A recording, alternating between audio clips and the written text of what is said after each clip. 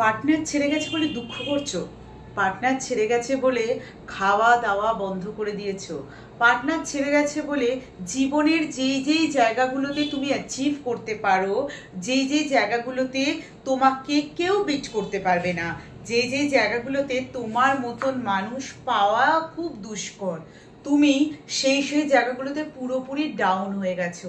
কেন না? তোমার পার্টনার তোমাকে ছেড়ে চলে গেছে। হ্যাঁ, কষ্ট হয়, ডেফিনেটলি কষ্ট হয়। কাছের মানুষ যদি ছেড়ে চলে যায় তার থেকে বড় কষ্ট কিছু না।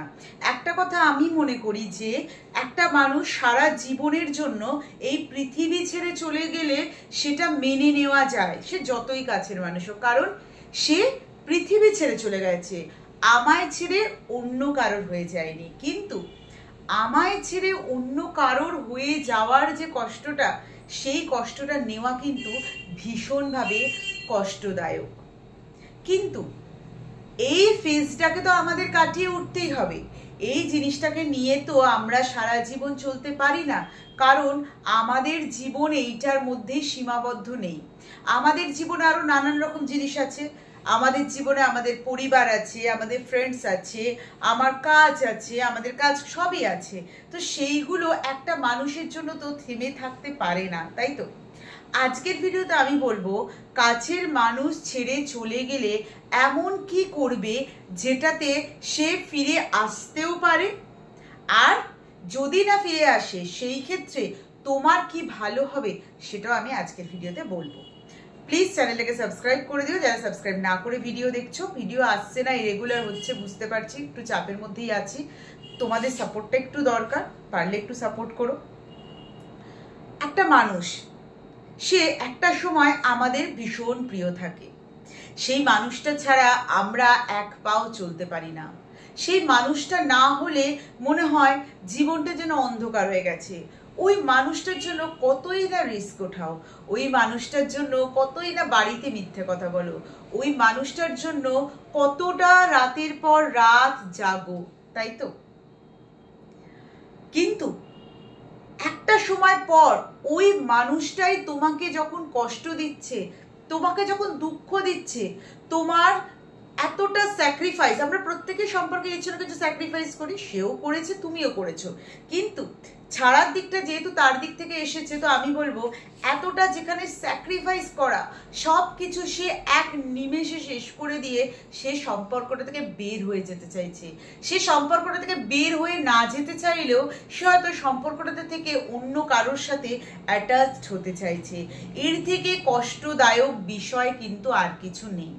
এটা জানার পরেও যে মানুষটা একটা সময় ভীষণ প্রিয় ছিল, যে মানুষটাকে ছাড়া দিন চলতো না, যে মানুষটা না খেলে তুমি খেতে পারতে না, সেই মানুষটাকে অন্য কারোর সাথে দেখার থেকে মনে হয় না, এই সম্পর্কটা থেকে বের হয়ে আসি, এই সম্পর্কটার মধ্যে কিচ্ছু নেই আর, কারণ সেই মানুষটাই তো আমার নেই। এই অবস্থায় একটা কথা সব সময় ক্লিয়ারলি মাথায় ঢুকিয়ে নাও, যা হয় ভালোর জন্য হয়, যেটা হয় ভালোর জন্য হয়। এই মানুষটাকে যদি তুমি তোমার লাইফ পার্টনার হিসাবে নিতে, তখনও যদি এই মানুষটার এই জিনিসটাই থাকতো, তুমি কি সেটা অ্যাকসেপ্ট করতে পারতে? তখন তোমার মনে হতো না যে কাশ আমি যদি আগে জানতে পারতাম, আমার মনে যদি আগে এই বিষয়টা আসতো, তাহলে হয়তো আমি বেঁচে যেতে পারতাম। এরকম নানান জিনিস কিন্তু আমাদের মনে তখন আসে। কিন্তু সে যেই মুহূর্তে ছেড়ে গেল, ওই একটা বছরও, কারোর হয়তো 2-3 বছর খুব কষ্টের যায়। একটা কথা, যখন দেখছো সেই মানুষটার জীবনে তোমার গুরুত্ব কমে গেছে, সেই মানুষটার জীবনে তোমার গুরুত্ব কমে যেতে বসেছে, তার সাথে আলাদাভাবে কথা বলো, তার থেকে জানার চেষ্টা করো যে সে কেন এমনটা করছে। প্রত্যেকটা জিনিসের একটা কারণ থাকে, উইদাউট এনি রিজন কিন্তু কিছু হয় না। জানতে চাও যে সে কেন এরকম করছে, তার করার উদ্দেশ্যটা কি, কিছু তো বলবে। তোমার যদি মনের মতন হয় তাহলে ওকে, দেখবে সে যদি মিথ্যে বলে তুমি চাইলেও সেটাকে তোমার মনের মতন করে নিতে পারবে না।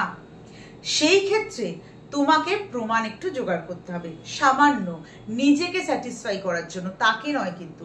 কারণ প্রমাণ যখন তুমি জোগাড় করবে, তুমি নিজেও একটা মুভ অন করতে তোমারও ইজি হবে। আমরা মুভ অন করতে কেন পারি না জানো? কারণ আমরা মুভ অন করতে চাই না। সিম্পল কথা। আমরা যেই মুহূর্তে মুভ অন করতে চাইবো আমরা সেই মুহূর্তে ওই সম্পর্ক থেকে বের হয়ে যেতে পারবো। তাই জন্য তোমাকে প্রুফ কিছু জোগাড় করতে হবে সেলফ স্যাটিসফ্যাকশনের জন্য। সেই প্রুফটা নিয়ে তার সাথে কথা বলতে হবে। তাও দেখছো সে যখন স্বীকার করছে না, একটার পর একটা মিথ্যে বলছে, তোমাকে ঘোরাচ্ছে, তখন বুঝে নিও যে এই সম্পর্কটা আর কন্টিনিউ হওয়ার মতন নয়। তখন তুমি কথা বলা কমিয়ে দাও, কথা বলা অলমোস্ট বন্ধ করে দাও, দেখো তার কিছু ফারাক পড়ছে কিনা। 80% কনফার্ম তার কোনো ফারাক পড়বে না তাতে। তাই যদি হয় তুমি আস্তে আস্তে সাইলেন্ট মোডে চলে যাবে। একদিন কথা বলবে, 4 দিন কথা বলবে না। আমি বলছি তোমার কষ্ট হবে, সেই কষ্টটার থেকে বেরোনোর ওয়েটাও আমি তোমাদের অ্যাডভাইস দিচ্ছি, ঠিক আছে? তো যখন দেখবে যে তোমাদের সেই জায়গাটা থেকে বেরোতে কষ্ট হচ্ছে, তুমি পারছো না বের হতে, তখন একটাই উপায়, তোমার যেটা পছন্দের জিনিস, প্রত্যেকের, আমাদের প্রত্যেকেরই কিছু না কিছু পছন্দের জিনিস থাকে। যেমন কারোর জিম পছন্দের, কারোর গান পছন্দের, কারোর নাচ পছন্দের, কেউ সোশ্যাল মিডিয়ায় ভিডিও বানাতে পছন্দ করে, হয়তো সম্পর্কে থাকার ফলে সেগুলো হচ্ছে না বা হয়ে উঠছে না বা হয়ে ওঠেনি, সেই কাজে লেগে পড়ো। একদিন ভালো লাগবে না, 2 দিন ভালো লাগবে না, 3 দিনের দিন ভালো লাগবে। চেষ্টা করো এমন কিছু করতে যেখানে তুমি একা নয়, অনেকে থাকবে। যেমন তুমি ধরো জিম গেলে, সেখানে গিয়ে কিন্তু তুমি দেখছো কি তুমি একা নয়, তোমার মতো আরো 4-5টা ছেলে মেয়ে সেখানে আছে, তুমি এমনিই কিন্তু মোটিভেট হয়ে যাবে। 1 দিন, 2 দিন, 5 দিন, তারপর আস্তে আস্তে তুমি যত তাদের সাথে মিশতে থাকবে তুমি কিন্তু মোটিভেট হয়ে যাবে। তাই গ্রুপের মধ্যে মেশার চেষ্টা করো, খুব ইম্পর্টেন্ট এটা।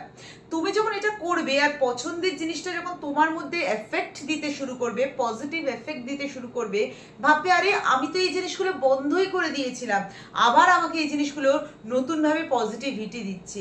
তো এইভাবে এই ফেজটা থেকে তোমরা কাটিয়ে উঠতে পারবে। যখন দেখবে সে, তুমি ওই ফিল্ডে সাকসেস, সে কিন্তু তোমার কাছে ফিরে আসতে চাইবেই চাইবে। তখন তোমার চয়েস যে মানুষটা তোমাকে ঠকিয়ে চলে গেছে তাকে লাইফে অ্যাকসেপ্ট করবে নাকি তাকে লাইফে অ্যাকসেপ্ট করবে না। যদি মনে করো তুমি তাকে দ্বিতীয়বার সুযোগ দেবে, আবারও হয়তো কষ্ট পেতে চাইছো, তাহলে তাকে অ্যাকসেপ্ট করো। কিন্তু যদি মনে করো যে আমার আর ওই কষ্টটা নেওয়ার ইচ্ছেই নেই, তাহলে বিন্দাস কাটিয়ে দাও।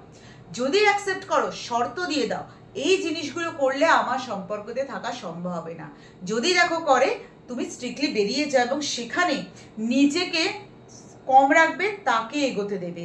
নিজে সবসময় একটা সেলফ রেসপেক্ট, প্রয়োজন হলে ইগো দেখাও, প্রয়োজন হলে অহংকার দেখাবে। তখন কিন্তু তুমি বুঝতে পারবে যে ওই মানুষটা তোমার জন্য এখনো ঠিক আছে নাকি নেই। এই পদ্ধতিটা যদি অ্যাপ্লাই করতে পারো, ঠকবে না তো কখনোই। সেই মানুষটা ছেড়ে চলে গেলেও খুব একটা বেশি ফারাক পড়বে না। আর নিজেকে যত গ্রো করবে, যত আগে এগিয়ে নিয়ে যাবে, সেই মানুষটা কিন্তু তোমার কাছে ফিরে আসতে বাধ্য হবে। কেমন লাগলো ভিডিও অবশ্যই জানিও। ভালো থেকো, সুস্থ থেকো, পজিটিভ থেকো।